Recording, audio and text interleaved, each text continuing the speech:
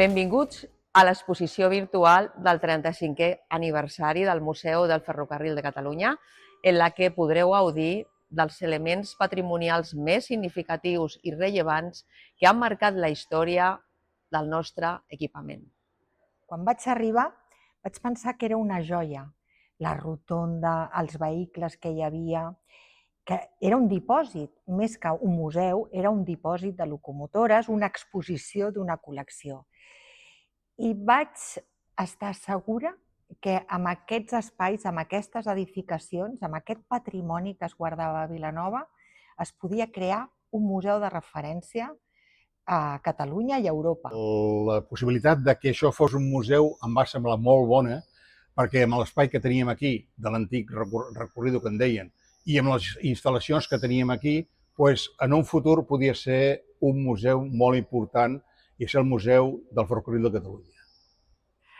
Quan jo vaig arribar aquí al museu, ja portava 2 anys treballant al Museu del Ferrocarril de Madrid, però això va ser una experiència molt diferent i inoblidable per mi. Vaig veure el gran potencial que tenia aquest espai, el gran potencial que tenia tot l'espai, els edificis, però també el contingut, la col·lecció, el patrimoni que això guardava.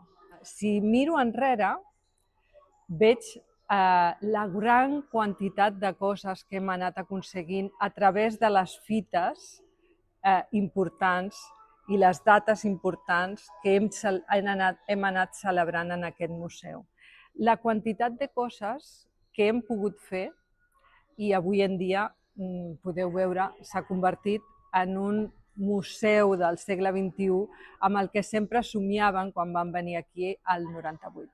Vam aconseguir que aquest magatzem de locomotores de diferents èpoques i de cotxes i vehicles històrics es converteixi en el museu de referència del ferrocarril a Catalunya, que permet explicar la història, el nostre país i també el paper tan important que ha tingut a la vida de les persones. Aconseguim recursos econòmics per part del Ministeri de Transport a l'any 2009 i amb partides també de l'1,5% cultural del 2015 comencem a fer les grans recuperacions d'espais. Fem una museografia nova, una museografia que permet fer un viatge en el temps, des del passat fins al futur.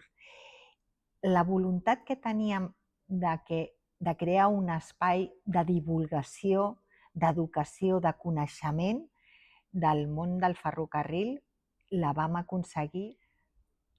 La meva recomanació és veure els plànols de les instal·lacions ferroviàries de Vilanova i la Geltrú del segle XX, perquè ja mostren que és l'expansió, la vocació d'expansió i de construir un centre de producció i de moviment ferroviari molt important.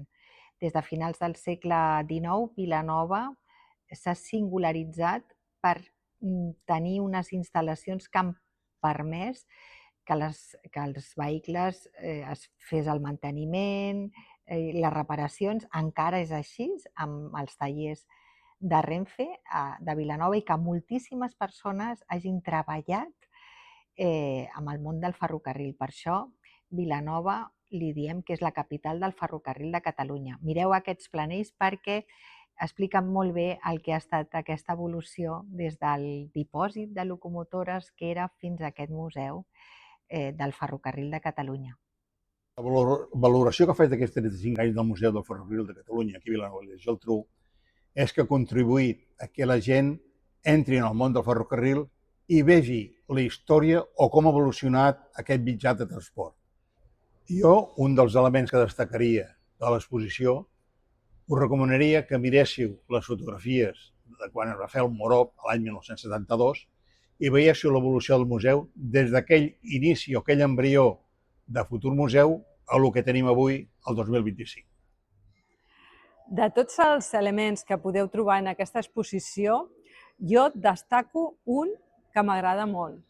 Si tingués de triar de tota la col·lecció del museu no sabria què, però d'aquesta exposició us recomano anar a mirar el planell de l'exposició regional que es va celebrar a Vilanova el 1882. Per mi també significa el moment en el que vam trobar aquest element dintre de la col·lecció del Museu Balaguer i els primers lligams que vam establir entre els equips del Museu Víctor Balaguer i el Museu del Ferrocarril, tal com van fer en el seu moment per poder portar el ferrocarril a la ciutat el senyor Gomà i el senyor Balaguer. Moltes felicitats i gràcies a totes les administracions, organitzacions i persones que van apostar fa 35 anys per la creació del Museu del Ferrocarril de Catalunya. I com no, un agraïment a les persones, la Pilar Garcia, la Anna Grande, el Josep Marín, el Josep Puig, que amb la seva dedicació professional durant tot aquest temps i en altres casos amb la seva aportació voluntària d'una manera desinteressada, van fer possible la constitució d'un museu, un equipament del segle XXI. Ja heu sentit totes les històries. Moltes felicitats per aquests 35 anys i per molts anys més.